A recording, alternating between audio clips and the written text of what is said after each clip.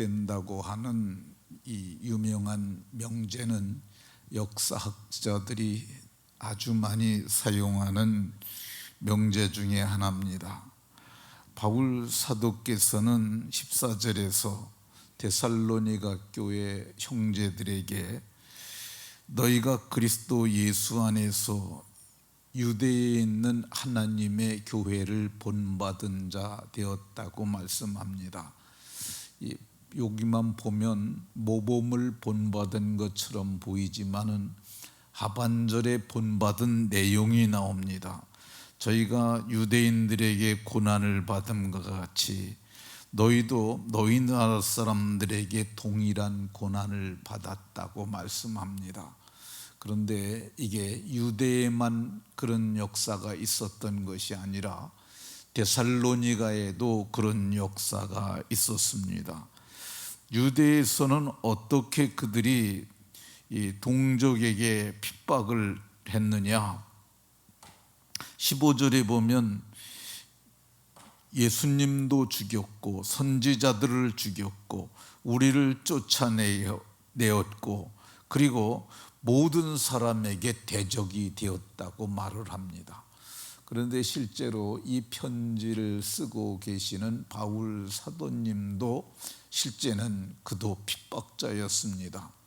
예루살렘 교회에 스데반 집사를 죽일 적에 가편 투표를 하신 분이고 또 이 흩어진 자들이 두루 다니면서 복음의 말씀을 전하는 것을 아주 속상하게 하여서 그래서 대제사장들에게 저들을 붙잡아 갈 수 있도록 영장을 발부받아서 법적인 제재를 하려 했던 사람인데 주께서 다메섹 도상에서 나타나셔서 그를 회심시키셨습니다.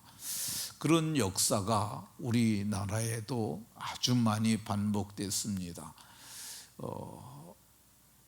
말씀드렸던 이기풍 목사님, 최건능 목사님, 그리고 최근에 한 사람 회심한 그런 바울 사도님처럼 회심한 한 사람이 있는데 그 사람이 이정훈 교수라고 하는 사람인데 오늘 이 사람 얘기를 좀 하겠습니다. 이정훈 교수는 청년 때 불교에 심취했던 것 같습니다. 그래서 동국대학교에서 불교학을 전공을 합니다. 그리고 불교학을 전공하면서 입적을 합니다. 승려가 된 거죠. 그래가지고 군대를 그분은 군 장교로 가는데 군승으로 가요. 그걸 군승을 군대에서는 법사라고 합니다. 그리고 이제 거기를 군대에서 승려가 돼가지고 많은 장병들을 불교로 이끌었던 사람이죠. 그런데 이 사람이 이제 전역을 하고 서울대학교 대학원에서 법철학 전공으로 박사과정을 합니다.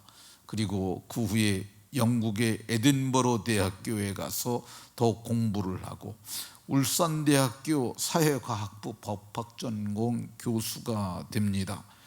그래서 이 사람은 자기가 배운 법철학을 가지고 입법을 하는데 많이 애를 썼어요. 그가 생각하기에 기독교는 어떤 것이냐? 사회의 악이라고 생각을 해서 기독교를 대적하는 것이 그게 자기는 의로운 일이라고 생각했었다고 합니다. 강희석 사건이라는 사건이 있어요. 강희석 군 사건. 그게 종교재단 고등학교에서 이 매주간 채플이 있는데 그 예배죠. 그 예배를 하게 하는 것을 종교의 자유에 반하는 것이라고 그래서 걔가 나가서 나는 종교의 자유가 있으니까 채플하지 않겠다라고 거기 걔가 피켓을 들고 시위를 했는데 그 뒤에서 그 사건을 조종했던 친구가 이 친구라고 보면 됩니다. 그리고 그 후에 종자연이라는 것을 조직을 합니다. 종교자유정책연구원이라는 것을 만드는데 여기서 이 친구가 아주 이정훈 교수가 법적인 토대를 만들어 줍니다. 그리고 그 고속도로에 있었던 God loves you, 하나님은 당신을 사랑하십니다 라고 하는 커다란 전광판이 있는데, 그게 그렇게 눈에 거슬려서 그거를 합법적으로 법을 찾아가지고 그걸 고소를 해가지고 그거를 철거시키는 일을 합니다. 그리고 국가공무원법 개정안을 입법을 하도록 하고 해서 오늘날 공무원들이 종교적 중립을 지킨다고 그래가지고 이제 편향된 거, 기독교인이라 할지라도 전도를 못하게 하고 하는 그런 일들을 합니다. 근데 그분이 2007년이 되었을 때 자기가 좀 더 기독교를 이 법으로 다 제재할 수 있는 방법을 찾기 위해서 절간에 들어갑니다. 절에 들어가 가지고 거기서 이제 법을 연구를 하는 거죠. 그런데 너무너무 머리가 아파가지고, 그래서 이거 컨디션이 안 좋으니까 집에 가서 좀 쉬어야겠다. 그래가지고 집에 와가지고 CTS 방송을 틉니다. CTS는 기독교 TV 채널이죠. 근데 그걸 왜 트냐 하면은 기독교를 알아야 기독교를 공격할 수 있기 때문에. 그래서 그걸 틀었는데 그때 한기채 목사라고 하는 분이 나오셔서 이 사람이 회심해야 한다고 죄에 대해서 얘기를 했다고 그럽니다. 근데 그걸 얘기를 하는데, 그분이 그 얘기를 듣는 순간 늘 하던 대로 그분이 조롱하는 말이 있는데, 죄인 웃기고 있네, 그리고 너나 잘하세요. 그러니까 TV 나오는데 그 앞에서 그러는 거야. 죄인 웃기고 있네, 너나 잘하세요. 이런 식의 표현을 하는데, 그날 그 말을 하려 하는 순간 입이 굳어져 버립니다. 그분 표현으로는 이렇게 얘기를 합니다. 그때 느낌이 번개를 맞은 것 같다고. 그러니까 온몸이 꼼짝도 할 수가 없었대요. 그리고 고꾸라집니다. 그래가지고 그때 느낌이 뭐냐면, 머리부터 발끝까지 나는 죄인이구나, 그걸 자기가 깨달았다고 그럽니다. 그리고 그 자리에서 엎드려가지고 눈물 콧물을 쏟으면서 회개를 합니다. 얼마 시간이 흐르고 나서 그가 눈을 뜨고 도무지 자기가 지금 어떤 상태인지 몰라가지고 내가 왜 이러고 있지, 그래갖고 거리를 나갔는데, 자기가 자기 집 앞에 거리를 거지 같은 길이라고 늘 생각을 했대요. 그러니까 이 길도 망가져 있고 단정하지 못하고 그래서 늘 했는데, 자기가 나가가지고 그 길을 봤는데 햇볕이 그렇게 아름답고, 그리고 길가에 피어 있는 꽃들이 그렇게 아름답고, 세상이 아름다운 걸 처음으로 그렇게 보았다고 그럽니다. 그리고 그가 그리스도인이 됩니다.